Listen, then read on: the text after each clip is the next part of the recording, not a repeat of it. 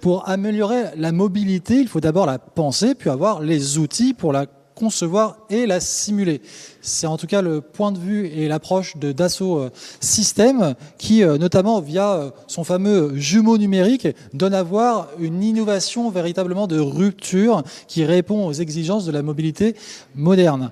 Alors, pour en parler, nous allons accueillir Laurence Montanari de chez Dassault Systèmes qui va pouvoir nous rejoindre sur scène et développer cet aspect, cette approche vraiment de rupture de Dassault Systèmes sur cette mobilité dite moderne. On remercie encore Bruxelles pour son témoignage. Et normalement, si techniquement c'est bon, Laurence va pouvoir me rejoindre sur scène. Voilà. Bonjour, bienvenue. Normalement, si on est bon et que tout est connecté, on va pouvoir vous laisser. Je vous laisserai pas seul sinon. Merci. C'est le minimum. On est bon, Régie, ou pas? On va attendre un petit peu de manière à ce que techniquement on puisse faire avancer notamment des slides pour appuyer votre propos et l'illustrer. Je pense qu'on peut déjà... Sinon, c'est comme, voilà. Comme vous le souhaitez. Hein. On peut déjà expliquer deux trois choses sur la mobilité. En fait, Dassault Systèmes est présent chez les constructeurs auto et l'aérien depuis très longtemps. Mais aujourd'hui, on voit bien qu'avec le réchauffement climatique et avec tout ce qui se passe, c'est un challenge commun où il faut dès à présent stopper ce réchauffement climatique. Alors, le transport et la mobilité, donc le transport de personnes et de marchandises, est vraiment à un fort impact sur l'environnement, on le sait tous. Et du coup, c'est notre challenge commun qu'on est en train d'adresser de manière globale, worldwide, chez Dassault Systèmes. Parce qu'on pense que pour aller plus loin, il va falloir maintenant concevoir, simuler des systèmes de mobilité complexes qui vont aller chercher pas uniquement tel ou tel transport, mais avoir une combinatoire complexe avec des problématiques extrêmement difficiles à résoudre, sur lesquelles il va falloir qu'on mesure à chaque instant les effets de nos actions. On l'a vu dans quelques présentations ce matin où j'ai été connectée. On a toujours des doutes, et c'est présent dans les chats, on a toujours des doutes sur est-ce que quand on prend une mesure, on a un bon effet. Et du coup, l'idée, c'est quand on va concevoir et simuler nos actions, on va pouvoir à tout moment voir quel impact on a, quel effet on a sur la mobilité. Est-ce que ça améliore le scoring sur l'environnement, le scoring CO2 ou autre? Et du coup, je vous propose de montrer quand même, de partager quelques images. Bien entendu. Alors, d'abord, notre challenge commun. Ensuite, là, vous avez deux exemples de deux villes qui sont Singapour et Londres, qui travaillent sur des problématiques différentes, avec des approches différentes. Singapour, ils vont regarder le temps pour aller au centre-ville, le temps pour aller au travail, et Londres, ils vont aller regarder des scorings de la ville pour voir comment ça se passe. Et du coup, quand on regarde ces scorings-là, on va modéliser, en fait, on va aller regarder plusieurs types de véhicules, notamment la voiture particulière. C'est quoi sa place aujourd'hui et demain? Et je pense que, venant de l'automobile, je me devais de vous partager l'enjeu d'aujourd'hui de l'automobile. En fait, on est en train de vivre une transition qui est extrêmement complexe et qui va bouleverser le monde automobile, et qui est la même transition qu'ont vécu nos ancêtres quand ils sont passés de la voiture à cheval jusqu'à la voiture automobile. Et vous voyez sur la gauche de ce chart que quand ils sont passés de la voiture à cheval à la voiture automobile, ils ont commencé juste à couper le cheval, la partie du cheval, et à commencer à générer des voitures avec des moteurs. Donc il y a eu quelques moteurs électriques, mais surtout des moteurs thermiques. Et les moteurs thermiques et les voitures ont évolué pendant le XXe siècle jusqu'à la voiture moderne telle qu'on la connaît aujourd'hui. Récemment, on a des voitures électriques de masse. Et donc, on en voit partout dans nos rues, de plus en plus. Et on voit émerger de nouveaux véhicules qu'on appelle des skateboards EV, qui sont légèrement différents et qui vont être conçus en regardant l'écosystème avec une approche holistique. On ne conçoit plus juste un véhicule, on va concevoir le véhicule pour sa mobilité et faire évoluer la mobilité.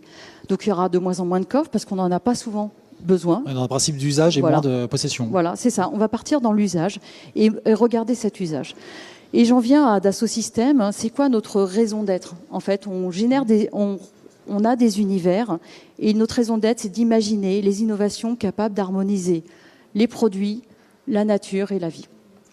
Alors, du coup, l'idée, c'est de mettre ces nouveaux objets techniques qui vont être autonomes, qui vont être multimodales, dans des projets d'envergure qu'on va pouvoir simuler très en amont pour en comprendre les effets.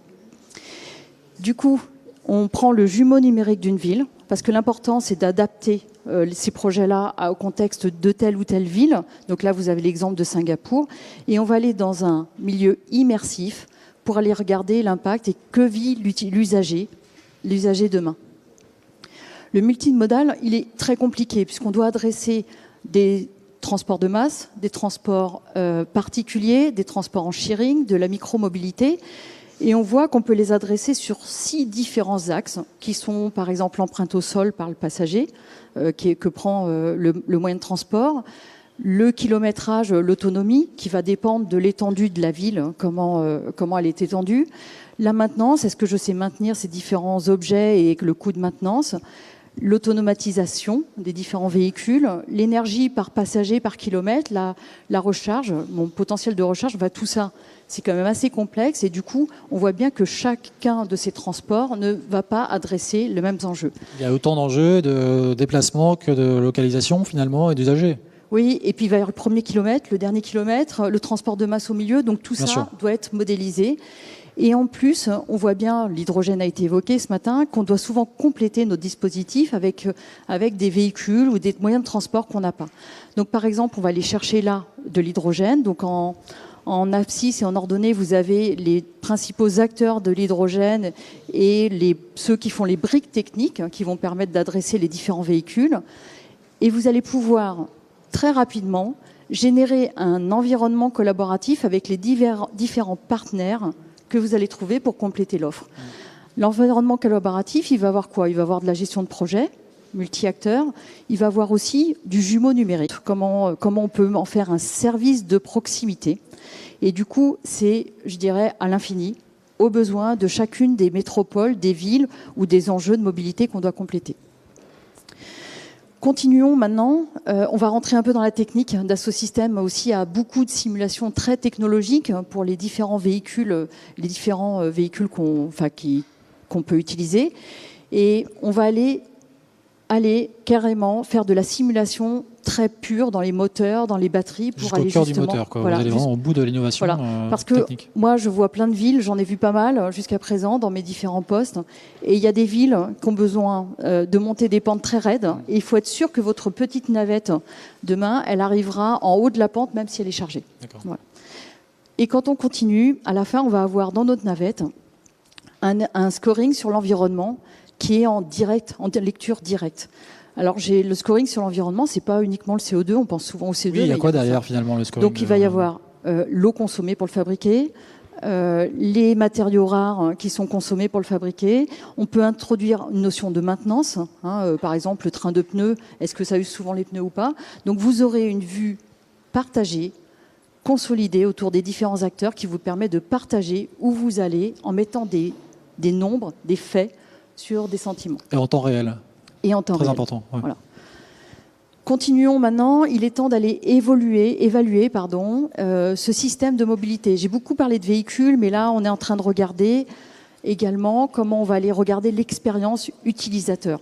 Donc, l'expérience utilisateur, on va rajouter les différents véhicules, on va rajouter les infrastructures, la communication avec les infrastructures qu'on peut également mettre dans notre modèle pour aller voir comment la personne, vous, nous, allons vivre cette mobilité, cette multimodalité.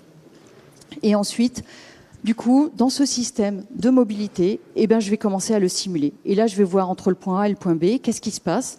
Comment ça se passe? Comment j'arrive à l'améliorer? Si je change une voie, si je rajoute un bus, si je rajoute un moyen de transport de micromobilité, comment tout ça s'insère dans ma mobilité, dans l'optimisation de ma mobilité de mon point A à mon point B. Donc c'est ce qu'on appelle un système de mobilité. C'est une approche système qui est très utilisée dans l'aéronautique et l'automobile. Du coup, on va décrire ce qu'on en attend. Je vous rappelle, au début, on a les demandes des villes. Donc, qu'est-ce qu'on en attend? Quel enjeu on doit résoudre? Comment on adresse ces différents enjeux? Et après, on décrit notre système. Et on commence à le modéliser, à le simuler. Et tout ça, on est en virtuel. Et du coup, ça permet de gagner du temps après dans l'implémentation. Ensuite, L'autonomous driving, j'en ai très peu parlé parce que c'est quelque chose qui n'apparaît pas encore complètement, qui n'est pas encore complètement démocratisé, mais ça va arriver. Et dans l'autonomous driving, le point important, c'est d'aller simuler les scènes de la ville en question. Le carrefour qui pose problème, la route qui pose problème. Du coup, d'aller prendre ces scènes réelles et d'être sûr que demain, quand on rajoute une navette autonome, elle n'aura pas de danger pour les passagers, pour les publics, pour les passants. En particulier en milieu urbain, mais pas que, finalement, on le voit aussi, mais c'est vrai qu'avec une urbanisation de plus en plus forte, c'est particulièrement utile d'avoir ces outils de projection. Oui, et les carrefours, tout ce qui est carrefour, ça sera vraiment un enjeu d'aller simuler. Donc, si je résume, pour passer juste un peu de temps sur ce résumé, sur ce chart qui est peut-être un peu chargé, mais j'ai pris les KPI, les enjeux de la ville et de la métropole. J'ai regardé comment j'allais les adresser, j'ai mis des métriques dessus. Ces métriques, je décris mon système de mobilité avec un jumeau numérique. À tout moment, je suis capable de comprendre l'expérience utilisateur. Je suis capable de la vivre et de la réajuster. J'ai mis mes différents dispositifs de véhicules et je suis capable du coup de comprendre les effets que vont avoir mon nouveau système multimodal sur tel quartier ou tel quartier. Où est-ce que j'ai raccourci le temps de transport? Est-ce que je l'ai amélioré? Tout ça, on va pouvoir très clairement comprendre sur plusieurs axes comment tout ça s'opère. Et du coup, je vais pouvoir non seulement, donc j'aurai le jumeau numérique de mon système de mobilité, j'aurai une vue à 360 parce que j'aurai les véhicules, les infrastructures, les buildings, j'aurai tout ça. Je pourrai avoir le scoring sustainability selon l'axe que la ville aura choisi, puisqu'elles n'adresseront pas toutes les mêmes enjeux de sustainability dans le futur. Et je veux pouvoir à tout moment monitorer. Et si à un moment donné je change un quartier, je change mon plan d'urbanisme, je vais pouvoir du coup réajuster, remodéliser et remettre à jour mon modèle pour améliorer la situation. Parfait, voilà. Merci. Merci beaucoup pour votre écoute. Merci beaucoup Laurence, c'était très, très riche d'enseignements et ça nous projette dans l'innovation toujours avec Dassault Systèmes, on a l'habitude maintenant. Merci beaucoup Laurence, à très bientôt à Web Institute.